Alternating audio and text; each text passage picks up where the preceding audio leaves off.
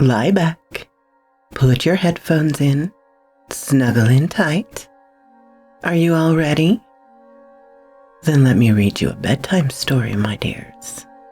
Let's begin.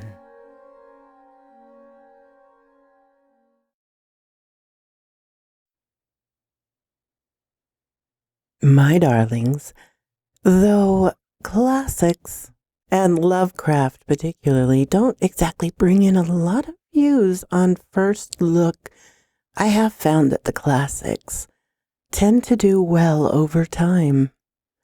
So I'm bringing you another Lovecraft today. I hope that's all right by you. This one is one that definitely got into my dreams after I had read it. I did have at least 2 dreams about this one.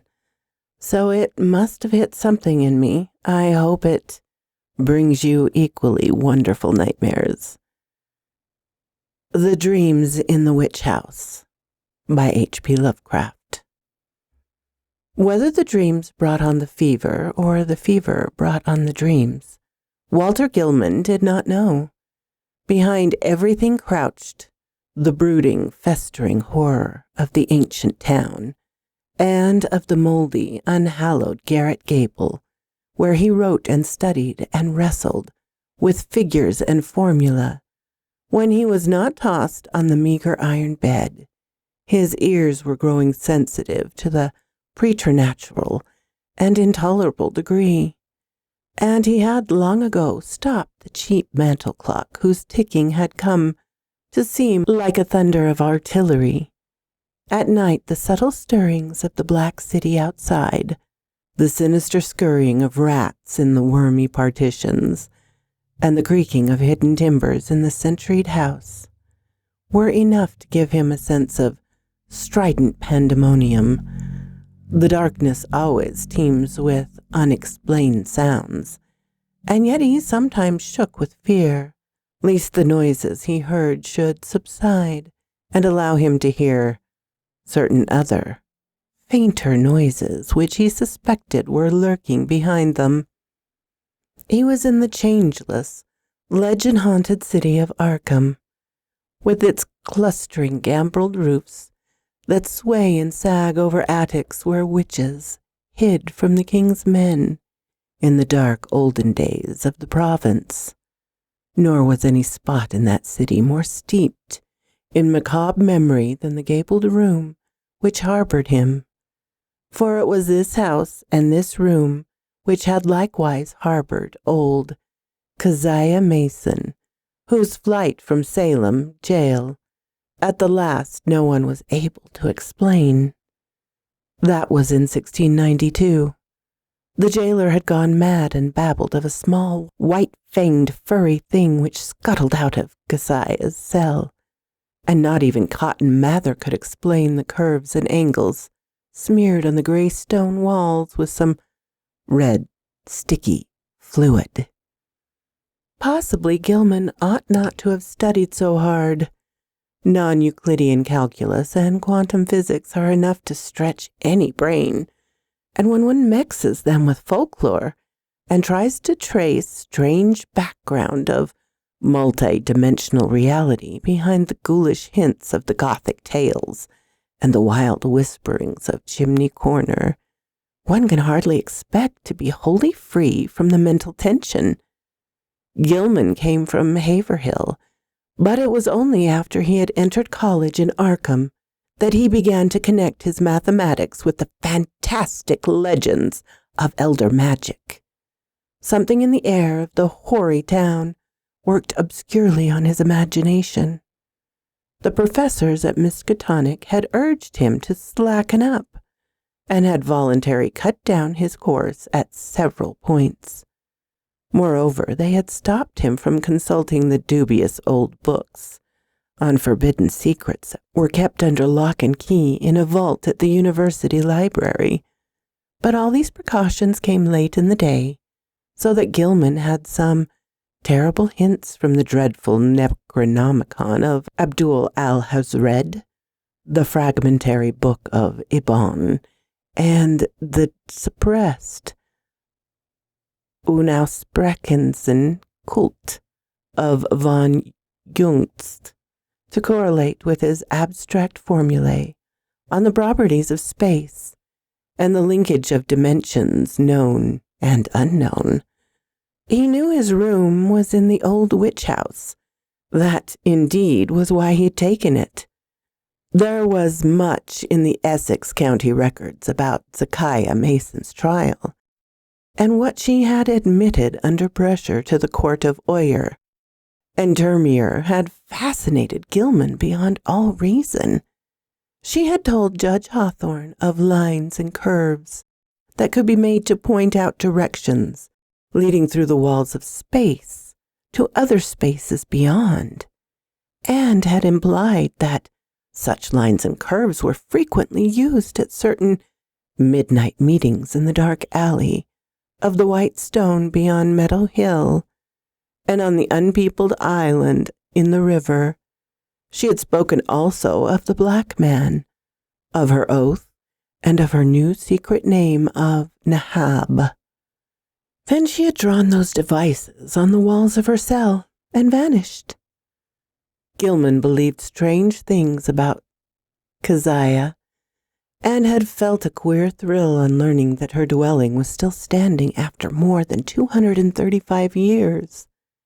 When he heard the hushed Arkham whispers about Zekiah's persistent presence in the old house and the narrow streets, about the irregular human tooth marks left on certain sleepers in that and other houses, about the childish cries heard near May Eve and Hallowmass, about the stench often noted in the old house's attic just after those dreadful seasons, and about the small, furry, sharp-toothed thing which haunted the moldering structure and the town, and muzzled peoples curiously in the black hours before dawn.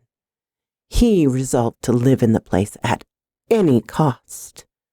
A room was easy to secure, for the house was unpopular, hard to rent, and long given over to cheap lodgings. Gilman could not have told what he expected to find there, but he knew he wanted to be in the building where some circumstance had more or less suddenly given a mediocre old woman of the 17th century an insight into mathematical depths, perhaps beyond the utmost modern delvings of Planck, Heisenberg, Einstein, and de Sitter. He studied the timber and plaster walls for traces of cryptic designs at every accessible spot where the paper had peeled, and within a week managed to get the eastern attic room where Keziah was held to have practiced her spells. It had been vacant from the first, for no one had ever been willing to stay there long. But the Polish landlord had grown wary about renting it. Yet nothing whatever happened to Gilman till about the time of the fever. No ghostly Keziah flitted through the somber halls and chambers. No furry thing crept into his dismal eyrie to nuzzle him, and no record of a witch's incantations rewarded his constant search. Sometimes he would take walks through the shadowy tangles of unpaved, musty-smelling lanes, where eldritch brown houses of unknown age leaned and tottered and leered mockingly through the narrow, small-paneled windows. Here he knew strange things had happened once, and there was a faint suggestion behind the surface that everything of that monstrous past might not, at least in the darkest, narrowest, and most intricate, crooked alleyways, have utterly perished. He also rode out twice to the ill-regarded island in the river, and made a sketch of the singular angles described by the moss-grown rows of gray standing stones, whose origin was so obscure and immemorial. Gilman's room was of good size, but queerly irregular shape. The north wall slanted perceptibly inward from the outer to the inner end, while the low ceiling slanted gently downward in the same direction, aside from an obvious rat hole and the signs of other stopped-up ones. There was no access, nor any appearance of a former avenue of access to the space which must have existed between the slanting walls and the straight outer wall on the house's north side, through a view from the exterior, shewed where a window had been boarded up at a very remote date. The loft above the ceiling, which must have had a slanting floor, was likewise inaccessible. When Gilman climbed up a ladder to the cobweb-level loft above, the rest of the attic, he found vestiges of a bygone aperture tightly and heavily covered, with ancient planking and secured by the stout wooden pegs common in colonial carpentry. No amount of persuasion, however, could induce the stolid landlord to let him investigate either of these two closed spaces. As time wore along, his absorption in the irregular wall and the ceiling of his room increased, for he began to read into the odd angles a mathematical significance which seemed to offer vague clues regarding their purpose. Old Zacchaeus, he reflected, might have had excellent reasons for living in a room with peculiar angles, for it was not through certain angles that she claimed to have gone outside the boundaries of the world of space we know. He certainly gradually veered away from the unplumbed voids beyond the slanting surfaces, since it now appeared that the purpose of those surfaces concerned the side he was already on. The touch of brain fever and the dreams began early in February. For some time, apparently, the curious angles of Gilman's room had been having a strange, almost hypnotic effect on him, and as the bleak winter advanced, he had found himself staring more and more intently at the center, where the down-slanting ceiling met the inward slanting wall. About this period, his inability to concentrate on his formal studies worried him considerably, his apprehensions about the mid-year examination being very acute. But the exaggerated sense of hearing was scarcely less annoying. Life had become an insistent and almost unendurable cacophony, and there was that constant, terrifying impression of other sounds, perhaps from regions beyond life, trembling on the very brink of audibility. So far as concrete noises went, the rats in the ancient partition were the worst. Sometimes their scratching seemed not only furtive, but deliberate. When it came from beyond the slanting north wall, it was mixed with a sort of dry rattling, and when it came from the sentry-closed loft above, the slanting ceiling, Gilman always braced himself as if expecting some horror which only bided its time before descending to engulf him utterly. The dreams were wholly beyond the pale of sanity, and Gilman felt that they must be a result jointly of his studies in mathematics and in folklore. He had been thinking too much about the vague regions which his formulae told him must lie beyond the 3 dimensions we know, and about the possibility that old Keziah Mason, guided by some influence past all conjecture, had actually found the gate to those regions. The yellowed county records containing her testimony and that of her accusers were so damnably suggestive of things beyond human experience, and the description of the darting little furry object which served as her familiar were so painfully realistic despite their incredible detail. That object, no larger than a good-sized rat, and quaintly called by the townspeople Brown Jenkins, seemed to have been the fruit of a remarkable case of sympathetic herd delusion. For in 1692 no less than 11 persons had testified to glimpsing it. There were recent rumors, too, with a baffling and disconcerting amount of agreement.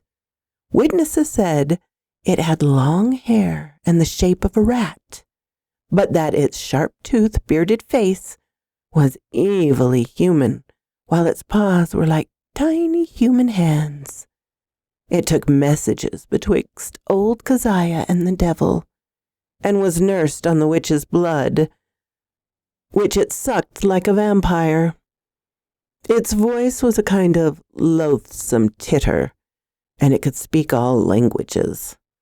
Of all the bizarre monstrosities in Gilman's dreams, nothing filled him with greater panic and nausea than this blasphemous and diminutive hybrid, whose image flitted across his vision in a form of 1,000-fold more hateful than anything his waking mind had deduced from the ancient records and modern whispers. Gilman's dreams consisted largely in the plunges through limitless abysses of inexplicable colored twilight and baffling disordered sound, abysses whose material and gravitational properties and whose relation to his own entity he could not even begin to explain. He did not walk or climb, fly or swim, crawl or wriggle, yet always experienced a mode of motion, partly voluntary and partly involuntary. Of his own condition he could not well judge, for sight of his arms, legs, and torso always seemed cut off by some odd disarrangement of perspective. But he felt that his physical organization and facilities were somehow marvelously transmuted and obliquely projected through not without a certain grotesque relationship to his normal proportions and proprieties. The abysses were by no means vacant, being crowded with incredible angled masses of alien-hued substances, some of which appeared to be organic, while others seemed inorganic. A few of the organic objects tended to wake up vague memories in the back of his mind, though he could form no conscious idea of what they mockingly resembled or suggested. In the later dreams, he began to distinguish separate categories, into which the organic objects appeared to be divided, and which seemed to involve in each case a radical different species of conduct pattern and basic motivation.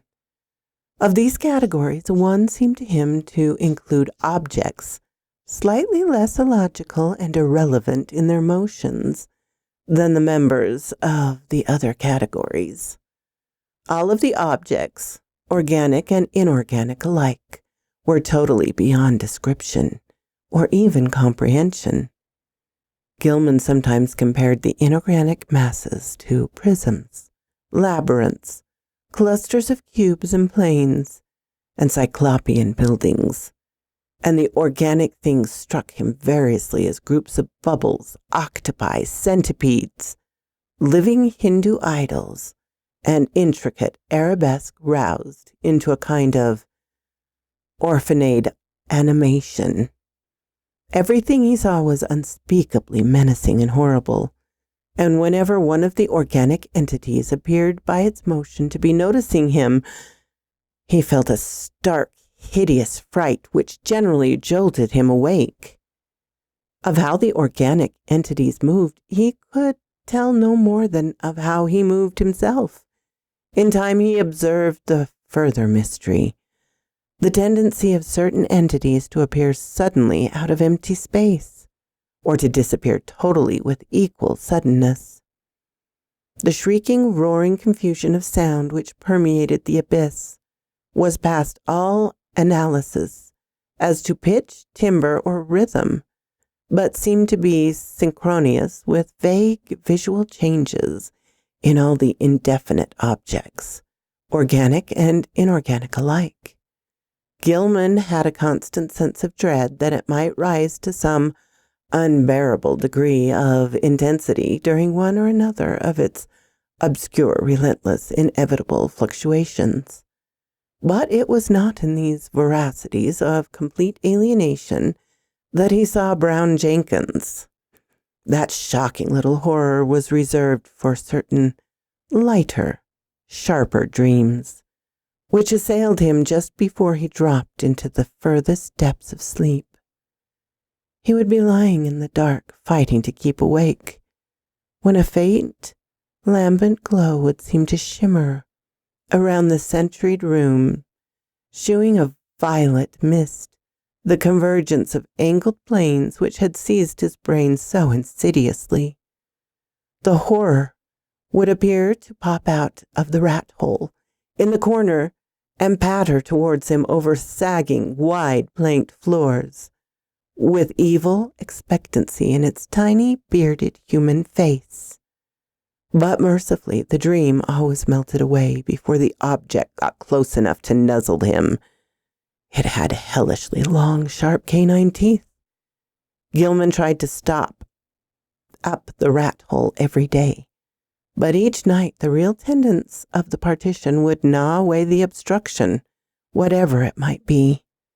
Once he had the landlord nailed tin over it, but the next night the rats gnawed a fresh hole, in making which they pushed or dragged out into the room a curious little fragment of bone. Gilman did not report his fever to the doctor, for he knew he could not pass the examinations if ordered to the college infirmary, when every moment was needed for cramming.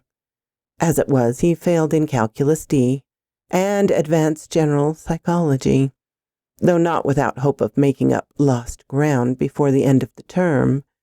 It was in March when the fresh element entered his lighter preliminary dreaming, and the nightmare shape of Brown Jenkins began to be accompanied by the nebulous blur which grew more and more to resemble a bent old woman. This additional disturbed him more than he could account for, but finally he decided that it was like an ancient crone whom he had twice actually encountered in the dark tangle of lanes near the abandoned wharves. On those occasions the evil, sardonic, and seemingly unmotivated stare of the beldame had held him almost shivering, especially the first time, when an overgrown rat darted across the shadowed mouth of a neighboring alley had made him think irrationally of Brown Jenkins. Now, he reflected, those nervous fears were being mirrored in his disordered dreams.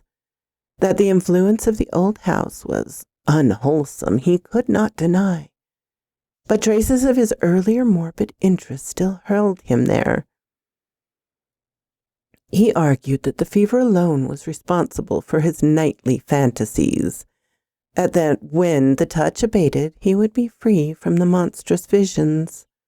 Those visions, however, were abhorrent vividness and convincing, and whether he had awakened, he retained a vague sense of having undergone much more than he remembered. He was hideously sure that an unrecalled dream he had talked with both Brown Jenkins and the old woman, and that they had been urging him to go somewhere with him, and to meet a third being of greater potency. Towards the end of March he began to pick up his mathematics. Though other studies bothered him increasingly, he was getting an intuitive knack for solving Riemannian equations, and astonishingly, Professor Upham, by his comprehension of fourth-dimensional and other problems which had floored all the rest of the class. One afternoon there was a discussion of possible freakish curvatures in space, and of theoretical points of approach or even contact between our part of the cosmos and various other regions as distant as the farthest star or the transgalactic gulfs themselves, or even as fabulously remote as the tentatively conceivable cosmos unit beyond the whole Einstein space continuum. Gilman's handling of this theme filled everyone with admiration, even though some of his hypothetical illustrations caused an increase in the always plentiful gossip about his nervous and solitary eccentricity.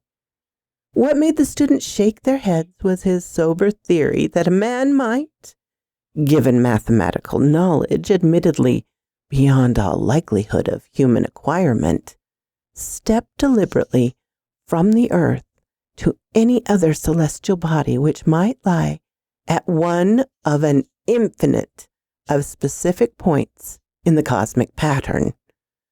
Such a step, he said, would require only 2 stages. First, a passage out of the 3-dimensional space we know, and second, a passage back to the 3-dimensional sphere at another point, perhaps one of infinite remoteness. That this could be accomplished without loss of life was in many cases conceivable. Any being from any part of 3-dimensional space could probably survive in the 4th dimension, and its survival of the 2nd stage would depend upon what alien part of the 3-dimensional space it might select for its re-entry. Denizens of some planets might be able to live on certain others, even planets belonging to other galaxies, or to similar dimensional phases of other space-time continua. Though, of course, there must be vast numbers of mutually uninhabitable, even though mathematically juxtaposed bodies or zones of space. It was also possible that the inhabitants of a given dimensional realm could survive entry to many unknown and incomprehensible realms of additional or infinite multiplied dimensions, be they within or outside the given space-time continuum, and that the converse would likewise be true.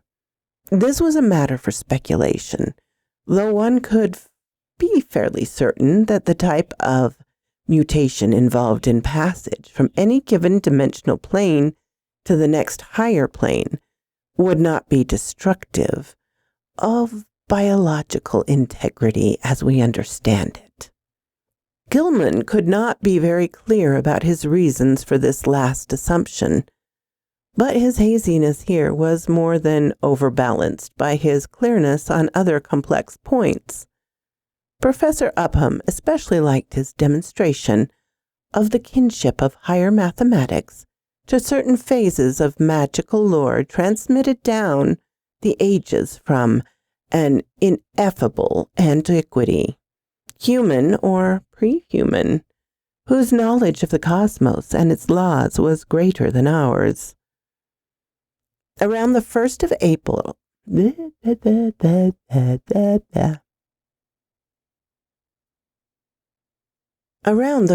April, Gilman worried considerably because his slow fever did not abate. He was also troubled by what some of his fellow lodgers said about his sleepwalking.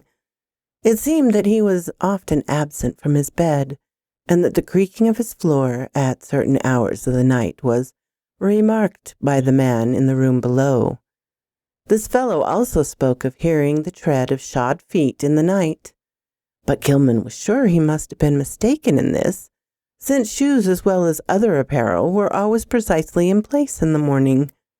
One could develop all sorts of aureole delusions in this morbid old house, for did not Gilman himself, even in daylight, now feel certain that noises other than rat scratchings came from the black voids beyond the slanting walls and above the slanting ceiling?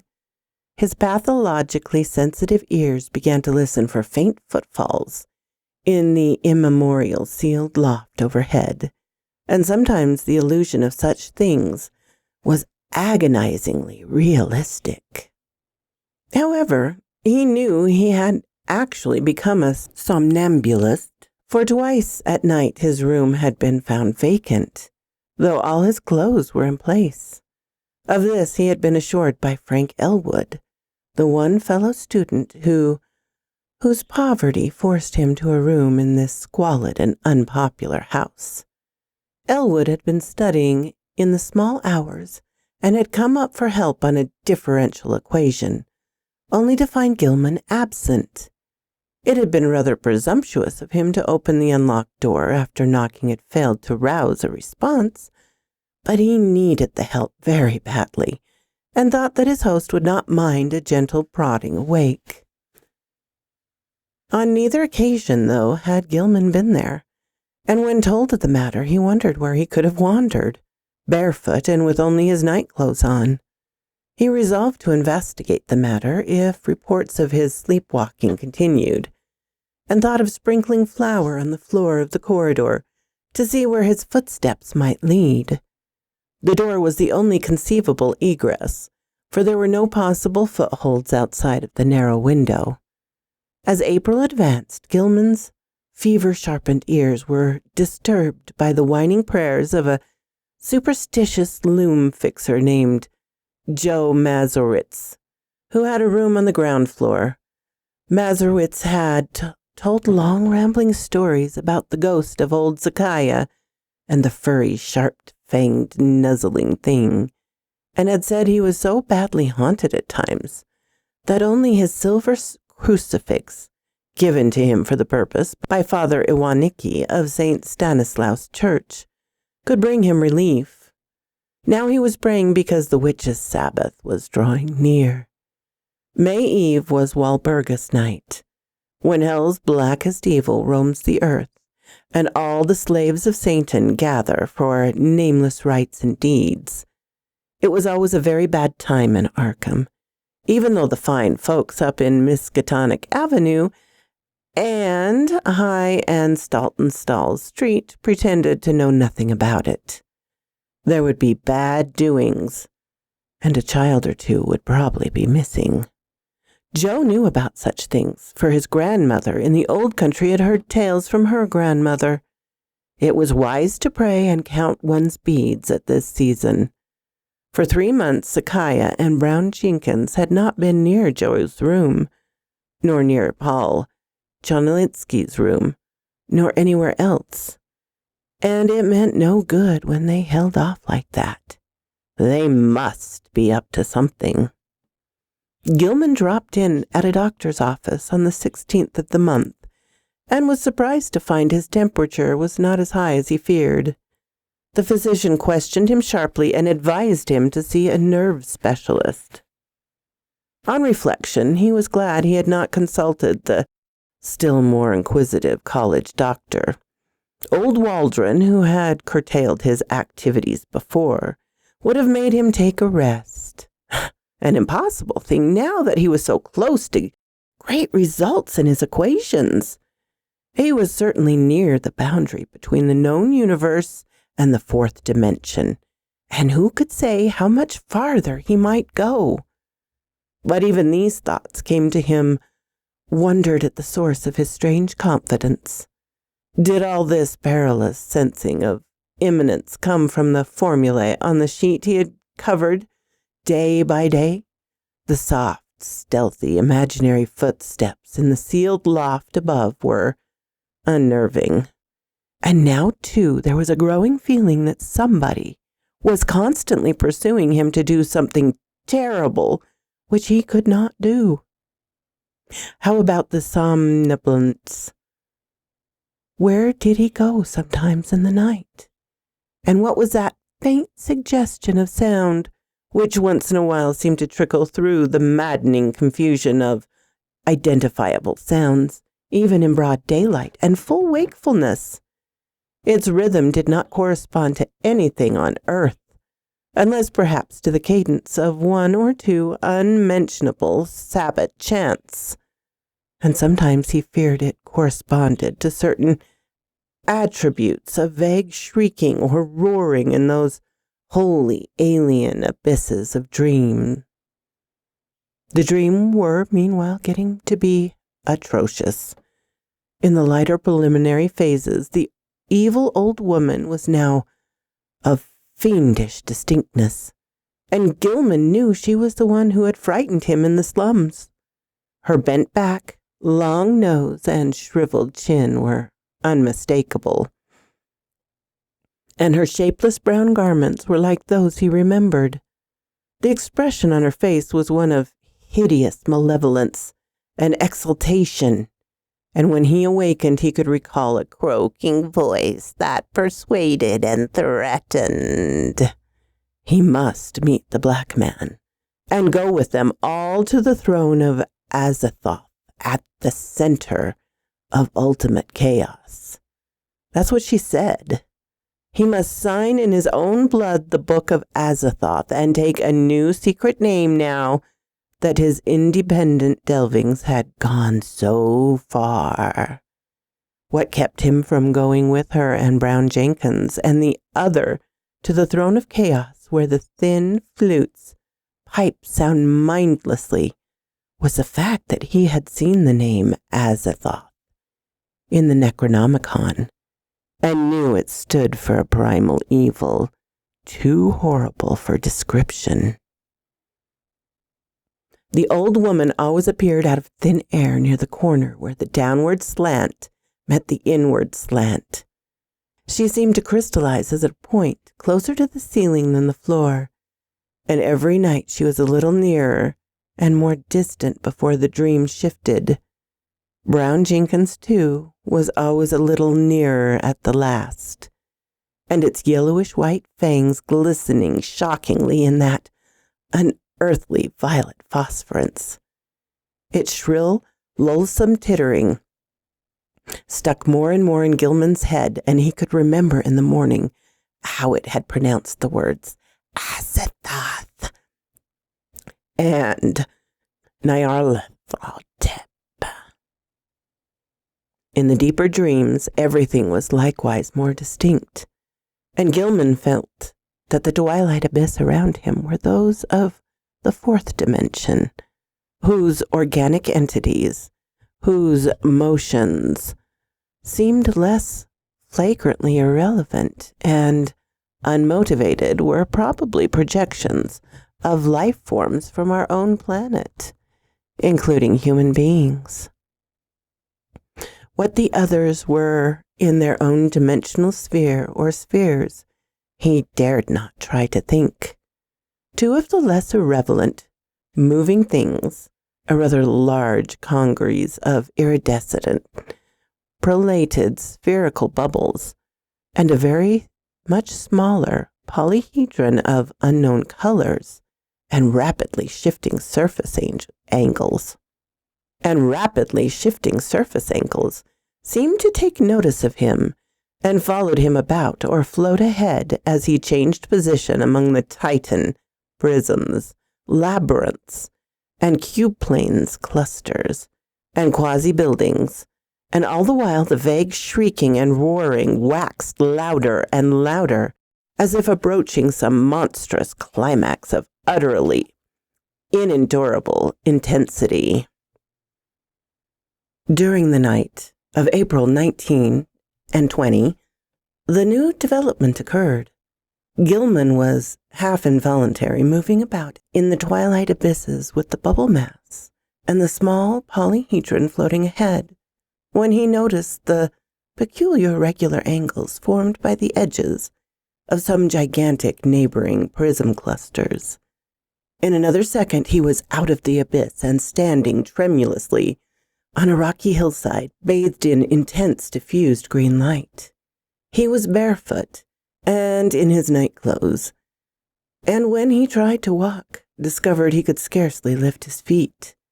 A swirling vapor hid everything but the immediate sloping terrain from sight, and he shrank from the thought of the sounds that might surge out of that vapor. Then he saw the two shapes laboriously crawling towards him, the old woman and the little furry thing. The crone strained up to her knees and managed to cross her arms in a singular fashion, while Brown Jenkins pointed in a certain direction with a horribly anthropoid forepaw, which it raised with evident difficulty. Spurred by an impulse he did not originate, Gilman dragged himself forward along a course determined by the angle of the old woman's arms and in the direction of the small monstrosity's paw. And before he had stuffed 3 steps, he was back in the twilight abyss. Geometrical shapes seethed around him, and he felt dizzy and intermittently At last he woke in his bed in the crazed angled garret of the Eldridge old house. He was good for nothing that morning, and had stayed away from all his classes. Some unknown attraction was pulling his eyes in a seemingly irrelevant direction, for he could not help staring at a certain vacant spot on the floor. As the day advanced, the focus of his unseeing eyes changed position, and by noon he had conquered the impulse to stare at vacancy. About 2 o'clock he went out for lunch, and as he threaded the narrow lanes of the city, he found himself turning away to the southeast. Only an effort halted him in a cafeteria in Church Street, and after the meal he felt the unknown pull still more strongly. He would have to consult a nerve specialist after this. Perhaps there was a connection with his somnambulism, but meanwhile he might at least try to break the morbid spell himself. Undoubtedly he could still manage to walk away from the pull, so with great resolution he headed against it, and dragged himself deliberately north along Garrison Street. By the time he had reached the bridge over the Miskatonic, he was in a cold perspiration, and he clutched at the iron railing as he gazed upstream at the ill-regarded island whose regular lines of ancient standing stones brooded sullenly in the afternoon sun. Then he gave a start, for there was a clearly visible living figure on that desolate island, and a second glance told him it was certainly the strange old woman whose sinister aspect had worked itself so disastrously into his dreams.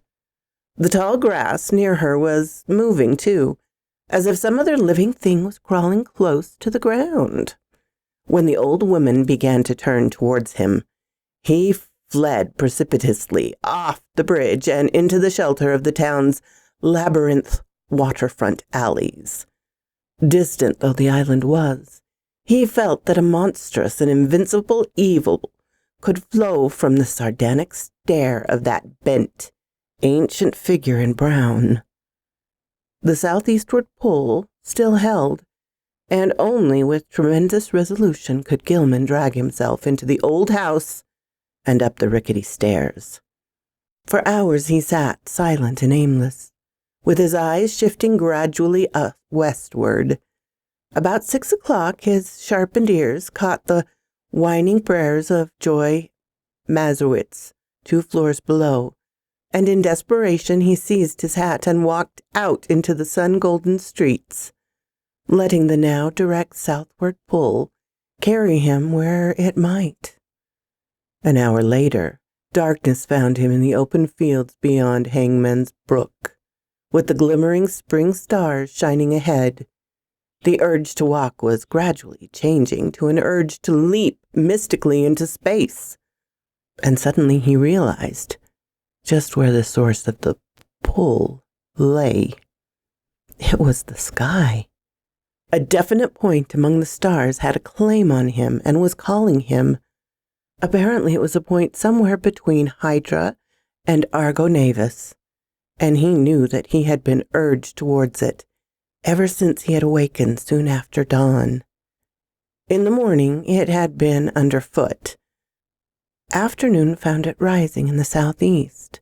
Now it was roughly south, but wheeling towards the west. What was the meaning of this new thing? Was he going mad? How long would it last? Again mustering his resolution, Gilman turned and dragged himself back to the sinister old house. Mazurowitz was waiting for him at the door, and seemed both anxious and reluctant to whisper some fresh bit of superstition. It was about the witch light. Joe had been out celebrating the night before. It was Patriots' Day in Massachusetts, and had come home after midnight. Looking up at the house from the outside, he thought at first Gilman's window was dark, but then he had seen the faint violet glow within. He wanted to warn the gentleman about that glow, for everybody in Arkham knew it was Keziah's witch light, which played near Brown Jenkins, and the ghost of the old crone herself He had not mentioned this before, but now he must tell about it because it meant that Keziah and her long-toothed familiar were haunting the young gentleman. Sometimes he and Paul Chonsky and landlord Drombowitz thought they saw the light seeping out of the cracks in the sealed loft above the young gentleman's room, but they had all agreed not to talk about that. However, it would be better for the gentleman to take another room and get a crucifix from some good priest like Father Avansky. As the man rambled on, Gilman felt a nameless panic clutch at his throat. He knew that Joe must have been half drunk when he came home the night before, yet this mention of a violet light in the garret room was of frightful import.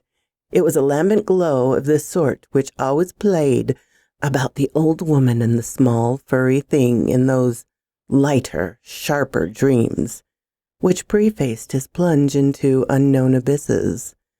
And the thought of that wakeful second person could see the dream luminance was utterly beyond sane harborage. Yet where had the fellow got such an odd notion? Had he himself talked as well as walked around the house in his sleep? No, Joe said, he had not, but he must check up on this. Perhaps Frank Elwood could tell him something, though he hated to ask. Fever, wild dreams, somnambulism, illusions of sound, a pull towards a point in the sky, and now a suspicion of insane sleep-talking? Oh, he must stop studying, see a nerve specialist, and take himself in hand. When he climbed to the second story, he paused at Elwood's door, but saw that the other youth was out. Reluctantly, he continued up his garret room and sat down in the dark.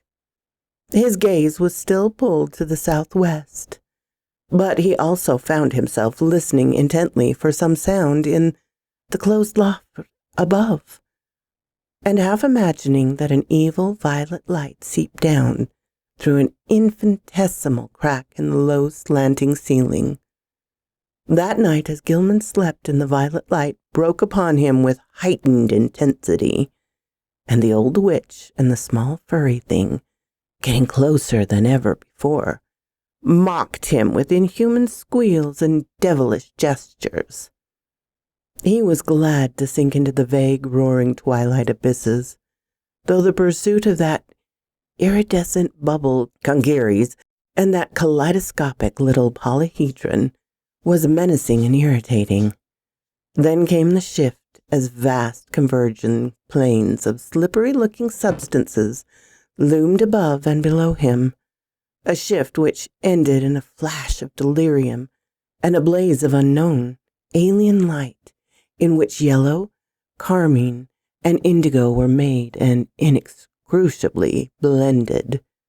He was half lying on a high, fantastical balustrade terrace above the boundless jungle of outlandish, incredible peaks, balanced plains, domes, minarets, horizontal discs poised on pinnacles, and numberless forms of still greater wildness, some of stone and some of metal, which glittered gorgeously in the mixed, almost blistering glare from the polychromatic sky.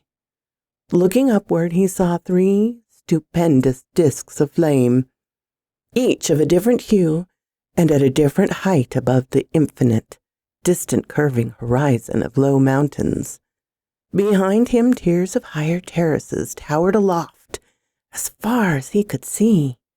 The city below stretched away to the limits of vision, and he hoped that no sound would well up from it. The pavement from which he had raised himself was of a veined, polished stone beyond his power to identify, and the tiles were cut in bizarre angled shapes which struck him as less asymmetrical than based on some unearthly symmetry whose laws he could not comprehend. The balustrade was chest height, delicate and fantastically wrought, while along the rail were ranged at short intervals little figures of grotesque design and exquisite workmanship. They, like the whole balustrade, seemed to be made of some sort of shiny metal whose color could not be guessed in this chaos of mixed effulgences, and their natural, defied conjecture. They represented some rigid, barrel-shaped object with thin, horizontal arms radiating spoke-like from a center ring, and with vertical knobs or bulbs projecting from the head and base of the barrel. Each of these knobs was the hub of a system of 5 long, flat, triangularly tapered arms, arranged around it like the arms of a starfish, nearly horizontal but curving slightly away from the center barrel. The base of the bottom knob was fused to the long railing with so delicate a point of contact that several figures had been broken off and were missing. The figures were about 4.5 inches in height, while the spiky arms gave them a maximum diameter of about 2.5 inches. When Gilman stood up, the tiles felt hot to his bare feet. He was wholly alone, and his first act was to walk to the balustrade and look dizzyingly down at the endless, cyclopsean city, almost 2,000 feet below.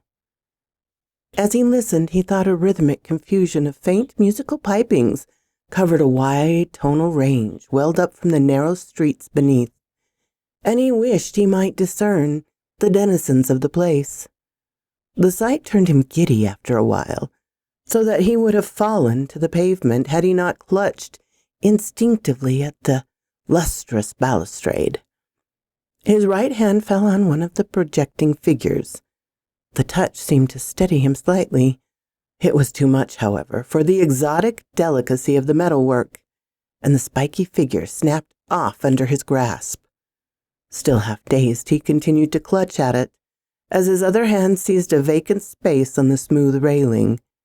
But now his oversensitive ears caught something behind him, and he looked back across the level terrace.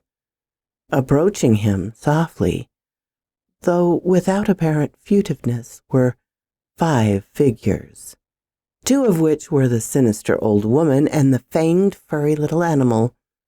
The other 3 were what sent him unconscious, for they were living entities of about 8 feet high, shaped precisely like the spiky images on the balustrade, and propelling themselves by a spider-like wiggling of their lower set of starfish arms. Gilman awakened in his bed, drenched by a cold perspiration, and with a smarting sensation in his face, hands, and feet. Springing to the floor, he washed and dressed in frantic haste, as if it were necessary for him to get out of the house as quickly as possible. He did not know where he wished to go, but he felt that once more he would have to sacrifice his classes. The odd pull towards that spot in the sky between Hydra and Argo had abated, but another even greater strength had taken its place. Now he felt he must go north, infinitely north. He dreaded to cross the bridge that gave a view of the desolate island in the Miskatonic, so went over the Peabody Avenue Bridge. Very often he stumbled, for his eyes and ears were chained to an extremely lofty point in the blank blue sky. After about an hour, he got himself under better control and saw that he was far from the city. All around him stretched the bleak emptiness of salt marshes, while the narrow road ahead led to Innsmouth, that ancient, half-deserted town which Arkham people were so curiously unwilling to visit.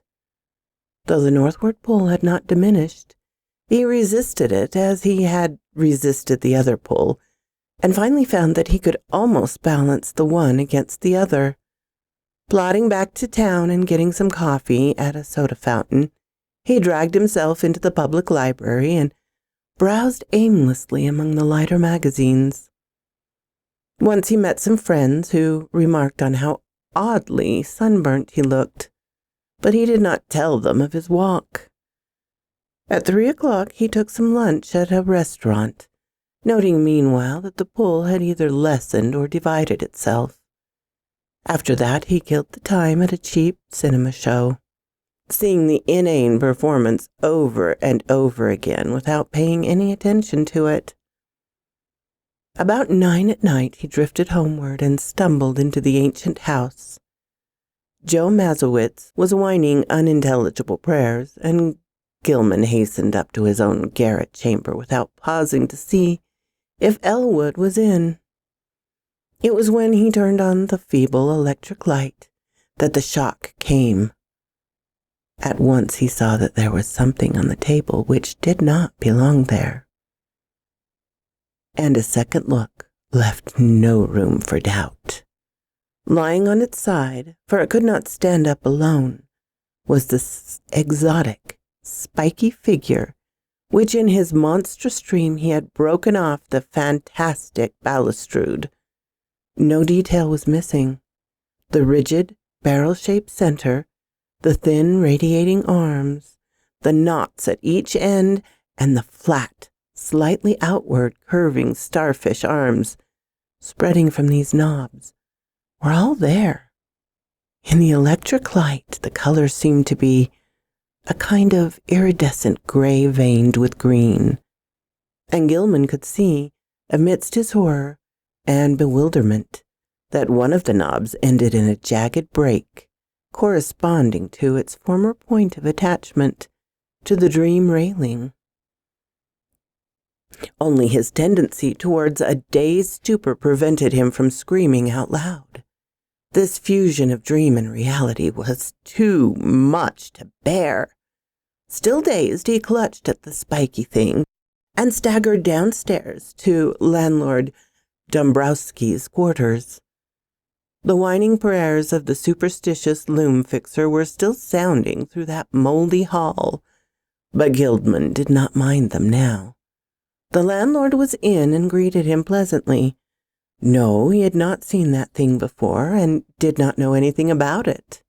But his wife had said she'd found a funny tin thing in one of the beds when she fixed the rooms at noon, and maybe that was it. Dombrowski called her and she waddled in. Yes, that was the thing. She had found it in the young gentleman's bed on the side next to the wall. It had looked very queer to her, but of course the young gentleman had lots of queer things in his room, books and curios and pictures and markings on paper. She certainly knew nothing about it. So Gilman climbed upstairs again in the mental turmoil, convinced that he was either still dreaming or that his somnambulism had run to incredible extremes and led him to depredations in unknown places. Where had he gotten this outro thing? He did not recall seeing it in any amusement in Arkham. It must have been somewhere, though, and the sight of it, as he snatched it in his sleep, must have caused the odd picture dream of the balustrade terrace. Next day he would make some very guarded inquiries, and perhaps see the news specialist. Meanwhile, he would try to keep track of his somnambulism as he went upstairs and across the garret hall, and he sprinkled about some flour, which he had borrowed, with a frank admission as to its purpose from the landlord. He had stopped at Elwood's door on the way, but had found all dark within. Entering his room, he placed the spiky thing on the table and lay down in complete mental and physical exhaustion, without pausing for undress. From the closed loft above the slanted ceiling, he thought he heard faint scratching and patting, but he was far too disorganized even to mind. That cryptical pull from the north was getting very strong again, though it seemed now to come from a lower place in the sky. In the dazzling violet light of the dream, the old woman and the fanged furry thing came again, and with greater distinction than on any former occasion. This time they actually reached him, and he felt the crone's withered claw clutch at him. He was pulled out of bed and into empty space, and for a moment he heard a rhythmic roaring and saw the twilight amorphous of vague abysses seething around him. But that moment was very brief, for presently he was in a crude, windowless little space with rough beams and planks rising to a peak just above his head, and with a curious slanting floor underneath.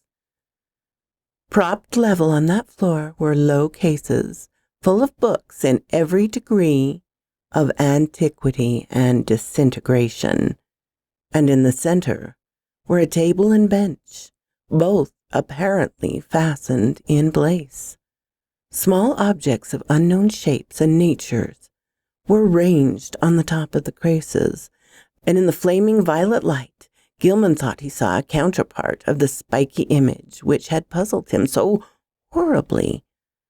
On the left, the floor fell abruptly away, leaving a blank triangular gulf out of which, after seconds of dry rattling, there presently climbed a hateful little furry thing with the yellow fangs and bearded human face. The evilly grinning beldam still clutched him, and beyond the table stood a figure he had never seen before. A tall, lean man of dead black coloration, but without the slightest sign of negroid features. My apologies to everyone. I'm reading it as it's written, and Lovecraft, you know, he's such a terrible racist. Wholly devoid of either hair or beard, and wearing as his only garment a shapeless robe of some heavy black fabric. His feet were indistinguishable because of the table and bench, but he must have been shod, since there was a clicking whenever he changed position. The man did not speak and bore no trace of expression on his small, regular features. He merely pointed to a book of prodigious size which lay open on the table, while the beldam thrust a huge gray quill into Gilman's right hand. Over everything was a pall of intensity, maddening fear, and the climax was reached when the furry thing ran up the dreamer's clothing to his shoulder, then down his left arm, finally biting him sharply in the wrist just below his cuff. As the blood squirted from this wound, Gilman lapsed into a faint. My darlings, I think we will leave part 1 right there. Oh, Lovecraft's words really don't want to come out of my mouth today. I am so sorry. But it is definitely an exercise in tongue twisters. I hope this helped you sleep, my darlings. And may you have pleasant dreams of the week ahead. Hopefully no other disasters befall us all. If so, take comfort in the take comfort in the truth that Lovecraft could come up with something so much worse. Thank you for coming, my darlings, and special thanks to my Patreon supporters, Ermin, Darren and Jennifer, Laura, Mutant Artificial Intelligence, Tabby Cat, and, of course, Charlotte Emerson. Night, night, darling.